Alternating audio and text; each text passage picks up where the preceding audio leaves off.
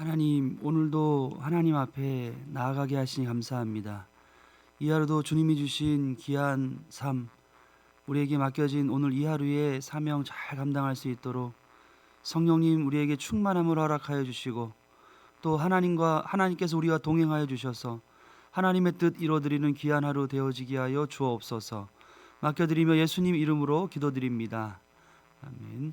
찬송가 183장 펴놓으시고 기도 치료하도록 하겠습니다. 찬송가 183장 펴놓으시고 기도 치료하도록 하겠습니다. 따뜻한 손 되게 해주세요. 이 손으로 수고하는 모든 일들 100배의 결실을 거두게 해주세요. 이 손으로 누군가를 붙들어주고 세워주고 안아주고 일으켜주고 섬기는 주님의 손이 되게 해주세요.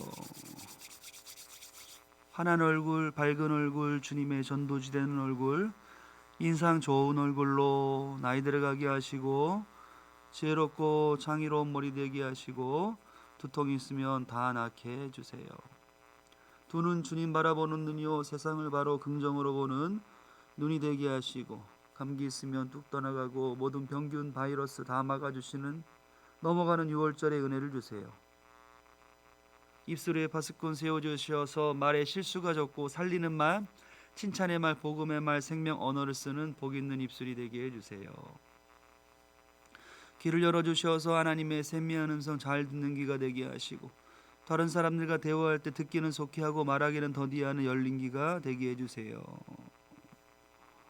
운동합니다. 하나, 둘, 셋, 넷, 다섯, 여섯, 일곱, 여덟, 둘, 셋, 넷, 다섯, 여섯, 일곱, 여덟, 하나, 둘, 셋, 넷, 다섯, 여섯, 일곱, 여덟, 둘, 셋, 넷, 다섯, 여섯, 일곱, 여덟, 하나, 둘, 셋, 넷, 다섯, 여섯, 일곱, 여덟, 둘, 셋, 넷, 다섯, 여섯, 일곱, 여덟, 하나, 둘, 셋, 넷, 다섯, 여섯, 일곱, 여덟, 둘, 셋, 넷, 다섯, 여섯, 일곱, 여덟, 하나, 둘, 셋, 넷, 다섯, 여섯, 일곱, 여덟, 둘, 셋, 넷, 다섯, 여섯, 일곱, 여덟, 하나, 셋, 넷, 다섯, 여섯, 일곱, 여덟, 둘, 셋, 다섯, 여섯,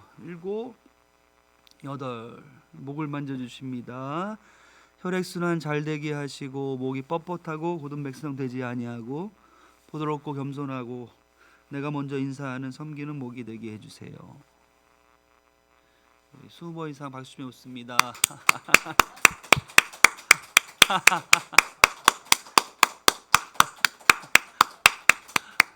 장아 수고했다. 소화 잘 되게 하시고 나갈 거 다 나가고 폐기는 감기는 심장기는 오장육부 온전해질지어다.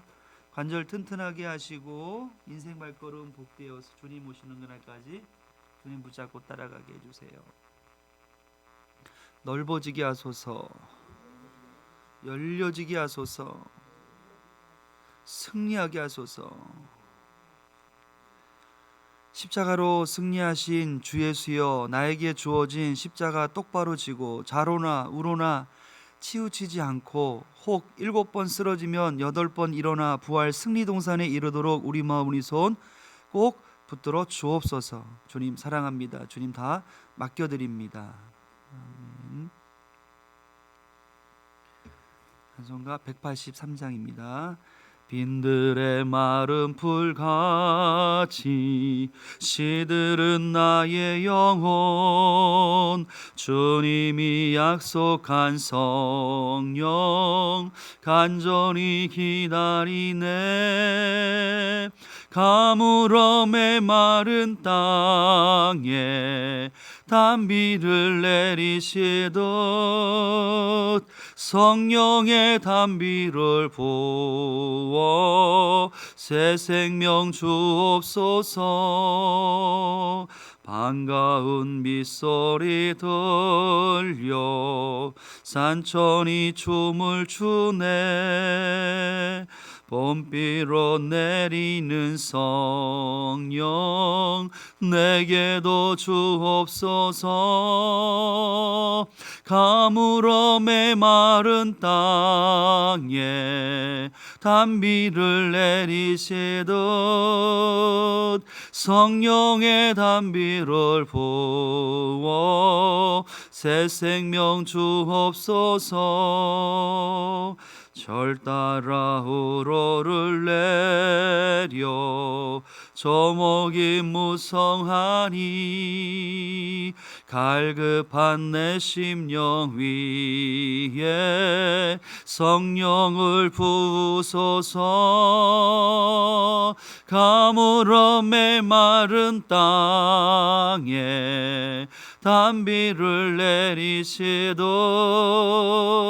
성령의 단비를 부어 새 생명 주옵소서.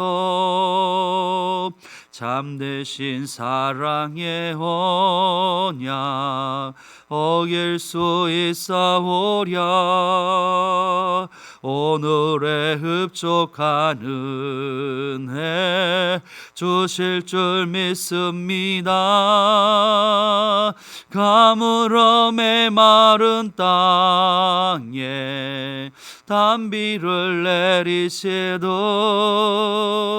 성령의 단비를 부어 새 생명 주옵소서. 아멘.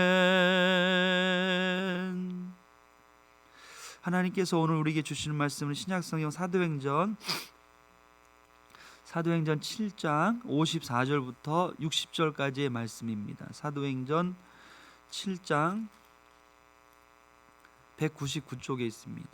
7장 54절부터 60절까지의 말씀, 저와 여러분이 합독하도록 하겠습니다. 54절입니다. 그들이 이 말을 듣고 마음에 찔려 그를 향하여 이를 갈거늘 스데반이 성령 충만하여 하늘을 우러러 주목하여 하나님의 영광과 및 예수께서 하나님 우편에 서신 것을 보고 말하되 보라 하늘이 열리고 인자가 하나님 우편에 서신 것을 보노라 한데 그들이 큰 소리를 지르며 귀를 막고 일제히 그에게 달려들어 성 밖으로 내치고 돌로 칠세 증인들이 옷을 벗어 사울이라 하는 청년의 발 앞에 두니라.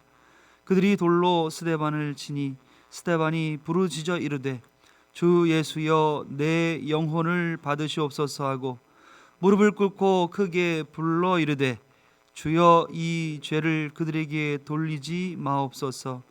이 말을 하고 자니라. 기독교 최초의 순교자 스데반의 모습을 우리는 보고 있습니다. 최초라는 것도 의미가 있는 것이지만 그 죽음이 참 멋집니다. 그리고 참 숭고하게 보입니다. 그런 의미에서 순교, 죽음에서도 우리는 아름다움을 남길 수 있다는 것입니다. 아름다움을 볼 수 있다는 것입니다. 이렇게 스데반은 최초라는 의미와 함께 순교, 죽음이 주는 의미까지도 우리에게 물려주고 우리가 묵상하게 만들어 주었습니다. 순교는요 사실 먼 남의 이야기가 아닙니다. 그리스도인은요 모두가 다 순교적 삶을 지금 살고 있습니다. 단지 어떤 순교인가만 다를 뿐입니다. 모두가 다 순교적 삶을 살고 있는데 그렇다면 그 순교적 삶이 어떤 순교적 삶이냐 그것만 다를 뿐입니다.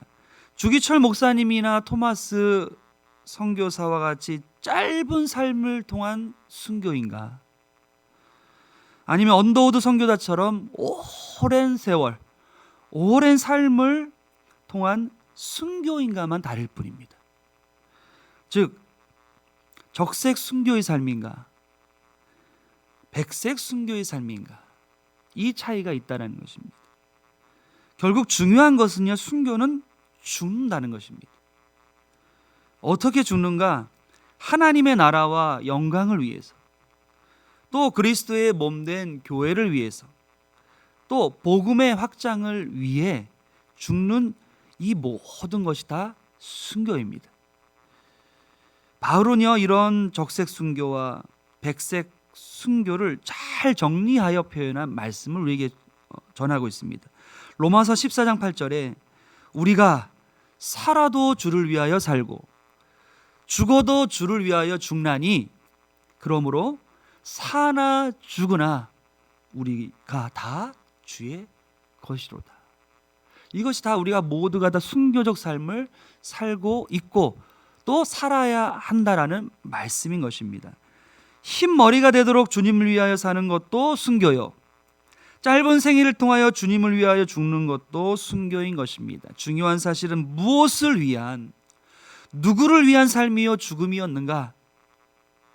바라기는요, 저와 성도님들은 살아도 주를 위해서, 죽어도 주를 위해서 살아가는 순교, 죽음이 되기를 기도합니다. 오늘 말씀에 스데반은 복음을 위하여 죽는 것으로 순교, 죽음을 맞이하게 됩니다. 스데반 순교 죽음의 두 가지 특징을 오늘 이 짧은 시간에 저희가 살펴보기 원합니다. 첫 번째는요, 우리 함께 좀 고백합니다. 성령 충만하여 죽음을 맞이합니다. 그렇습니다. 스데반의 죽음은요, 성령 충만하여 죽음을 맞이하고 있다는 사실입니다. 56절 말씀에 스데반이 성령 충만하여, 성령 충만하여, 스데반은 지금 죽음의 순간까지라도 성령 충만하였다라는 것입니다. 그냥 죽음을 맞이한 것이 아니라 죽음의 순간까지라도 성령 충만하였다는 것입니다. 어찌 보면 이런 성령 충만함이 그에게 순교라는 그 숭고함을 감당할 수 있게 한 것입니다. 죽음까지라도 두렵지 않게 하는 성령 충만함의 능력과 가치를 볼 수 있는 것입니다. 사실 스데반을 가장 처음 소개하는 사도행전 6장 5절에서도 이와 같은 표현을 합니다. 성령이 충만한 사람 스데반. 스데반은 결국이요, 신앙의 초기에도 또 하나님께 부름받은 그때에도 성령 충만한 사람이었고요, 또 성령 충만함으로 살아왔고요, 마지막 죽음을 맞이하는 그 순간까지라도 성령 충만한 사람이었다는 것입니다.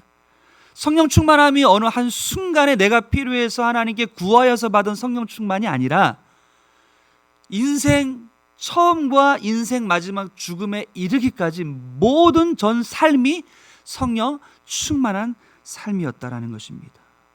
그러니까 스데반은 처음과 끝, 과거와 현재에도 성령 충만한 사람이었습니다. 아마도 스데반이 적색 순교가 아니라 머리가 흰머리가 되도록 마지막 삶의 끝날까지 살아가는 백색 순교의 삶을 살았다 할지라도 아마 성령 충만한 사람이었을 것입니다. 사나 죽으나 다 주의 것인 삶을 살게 하는 능력은 바로 성령 충만함인 줄 믿습니다. 우리 주변에는 참 훌륭한 목회자들이 많이 있습니다. 오늘 말씀의 주제와 관련해서 비교되는 두 분을 좀 소개하고 싶습니다. 비교가 되는데요, 조용기 목사님과 한경직 목사님입니다. 개인적으로 제가 잘 알지는 못하지만 책을 통해서 또 수많은 이야기들을 통해서 잘 알고 있죠. 그런데 두 분 모두 모든 목회자들의 모델이 되는 분들이 분명합니다. 그리고 일반 성도들에게도 많은 영향과 주목을 받았던 분들입니다. 차이가 있다면 노년에 있습니다. 조용기 목사님은 시간이 갈수록 존경보다는 이런저런 구설수와 좋지 못한 뒷이야기들이 참 많습니다. 한창 때의 그 성령의 충만함을 볼 수 없었습니다. 반면에 한경직 목사님은요, 한창 때에도 존경과 영향력이 대단했지만 노년의 마지막 삶, 남한산성에 계실 때에도 많은 후배 목회자들이 그분을 찾아가는 영적 거장이 되어 주셨다는 것입니다. 그리고 좋은 기감으로서의 목회자상을 남겨주셨습니다. 마지막까지라도 성령 충만함으로 영적인 지도력을 보여주셨습니다. 성경 말씀에서도 엘리 제사장과 모세가 비교될 수 있습니다. 엘리의 눈이, 성경 말씀에 엘리의 눈이 점점 어두워가서 잘 보지 못하는 그때의 엘리에 대한 표현입니다. 엘리의 나이가 98세라. 그의 눈이 어두워서 보지 못하더라. 한창 때는 엘리 제사장도 충만했겠죠. 그런데 성경의 표현에 의하면 날이 갈수록 엘리 제사장의 눈이 어두워지고 영적인 영향력이 쇠약해지는 것을 우리에게 말씀하고 있습니다. 단순히 몸, 육적인 것에 대한 표현이 아니라 영적으로도 성령 충만함이 없는 상태를 말하고 있는 것입니다. 반면에 모세는 어떻습니까? 성경은 이렇게 모세를 표현합니다. 모세가 죽을 때 나이 120세였으나 그의 눈이 흐리지 아니하였고 기력이 쇠하지 아니하였더라. 무엇을 말씀합니까? 모세가 과거에도 성령 충만함으로 얼굴에 하나님의 광채가 가득했다고 표현하는데, 지금 죽을 때라도 눈과 기력이 쇠하지 않았다는 것은 지금도 성령 충만한 사람이라는 것입니다. 참 비교되는 모습을 보여주고 있습니다.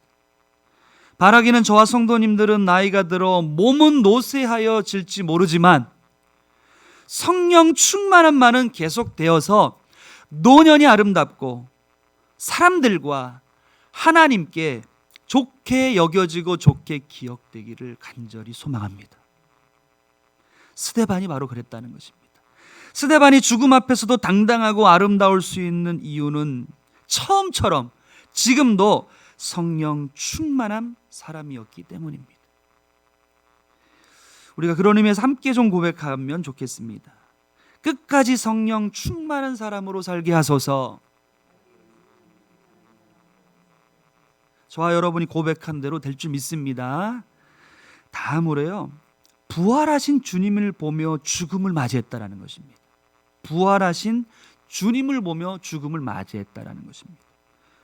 이렇게 표현합니다. 예수께서 하나님 우편에 서신 것을 보고, 예수께서 하나님 우편에 서신 것을 보고, 스데반은 부활하신 주님을 보며 순교한 것입니다.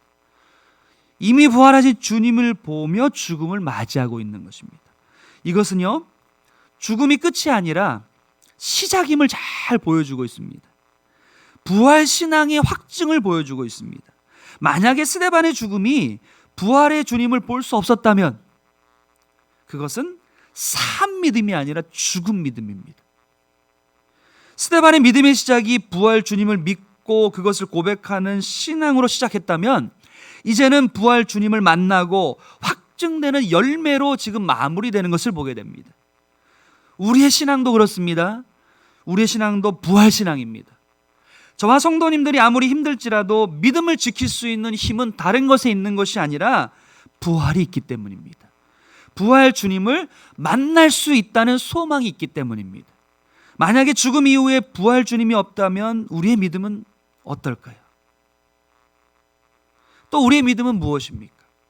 고린도 전서 15장 14절에 이렇게 말씀하십니다. 그리스도께서 만일 다시 살아나지 못하셨으면 우리가 전파하는 것도 헛것이요 또 믿음도 헛것이며 라고 말씀합니다. 그러니까 무슨 의미입니까? 주님의 부활이 없다면 스데반의 복음 증거는 헛것이라는 것입니다. 그의 믿음은 헛것이라는 것입니다. 아무것도 아닌 불쌍한 인생일 뿐이라는 겁니다. 17절에도 이렇게 말씀하십니다. 그리스도께서 다시 살아나신 일이 없으면 너희의 믿음도 헛되고 너희가 여전히 죄 가운데 있을 것이요 또한 그리스도 안에서 잠자는 자도 망하였으리니, 만일 그리스도 안에서 우리가 바라는 것이 다만 이 세상 삶뿐이면 모든 사람 가운데 우리가 더욱 불쌍한 자니라. 바울의 고백입니다. 우리의 믿음의 삶이 헛되지 않고 불쌍한 삶도 아닌 것은 주님이 부활하셨기 때문입니다. 그리고 우리도 주님과 함께 부활하기 때문입니다. 스데반의 죽음이 우리에게 이 부활신앙을 확실하게 증거하고 있는 것입니다. 이 부활신앙은 죽음 앞에서 우리를 두렵게 만들지 않을 뿐 아니라 지금 현재의 삶에서 우리를 당당하게 만들게 할 줄 믿습니다. 스데반이 돌로 치는 그들 앞에서도 당당할 수 있는 이유는 이 부활신앙이 있기 때문입니다. 오히려 그들을 위하여 중보 기도까지라도 드리게 되는 자리에 들어갑니다. 60절에 주여 이 죄를 그들에게 돌리지 마옵소서. 아무나 할 수 있겠습니까? 부활신앙이 있기 때문입니다. 부활신앙을 믿기 때문입니다. 부활신앙을 보았기 때문입니다. 저와 성도님들이 이 부활신앙으로 살아가길 원합니다. 죽음 앞에 이를지라도 부활신앙으로 승리하기를 원합니다. 스데반이 죽음의 문턱에서 본 부활하신 주님의 모습이 바로 우리의 죽음 이후의 모습이요, 삶인 줄 믿습니다. 하나님 우편에 서신 주님처럼 저와 성도님들을 하나님께로 인도하실 수 있는 것입니다. 요한계시록 20장 6절 말씀입니다. 이 첫째 부활에 참여하는 자들은 복이 있고 거룩하도다. 둘째 사망이 그들을 다스리는 권세가 없고 도리어 그들이 하나님과 그리스도의 제사장이 되어 1000년 동안 그리스도와 더불어 왕 노릇하리라. 저에게 주시는 하나님의 말씀입니다. 부활신앙을 갖고 있는 우리들은 복이 있다라고 말씀하십니다. 사망이 다스리지 못한다고 말씀하십니다. 주님과 함께 왕 노릇 한다라고 말씀하십니다.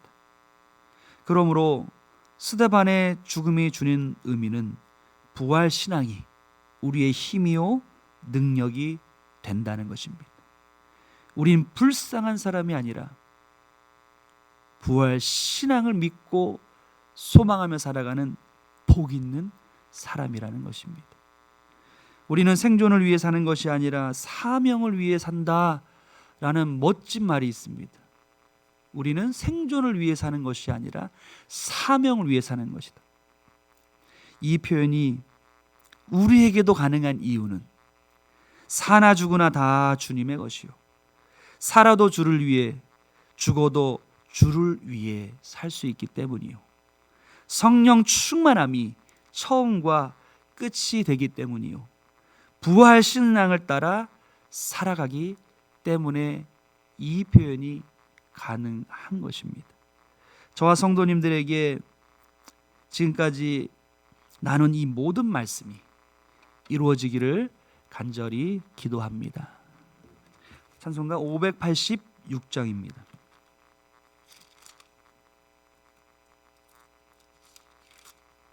찬송가 586장입니다. 어느 민족 누구겠나 결단할 때 있나니 잠과 거짓 싸울 때에 어느 편에 설 건가 주가 주신 새 목표가 앞에 보이니 빛과 어둠 사이에서 선택하며 살리라. 고상하고 아름답다 진리의 편에 서는 일 진리 위에 억압받고 명예에 이르러도 비겁한 자 물러서나 용감한 자 굳세게 낙심한 자 돌아오는 그날까지 서리라. 순교자의 빛을 따라 주의 뒤로 쫓아서 십자가를 등에 지고 암만 향해 가리라. 새 시대는 새 사명을 우리에게 주나니 진리 따라 사는 자는 전진하리 언제나. 악이 비록 성하여도 진리 더욱 강하다.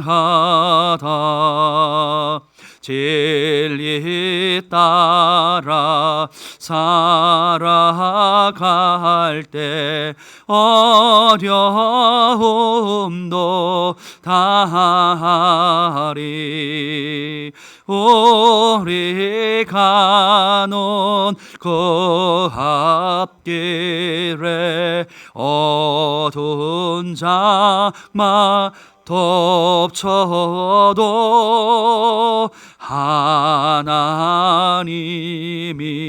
함께 계셔 항상 지켜 주시리. 아멘. 그렇습니다. 하나님이 끝까지 우리와 항상 함께 하신다고 약속하시니 감사합니다.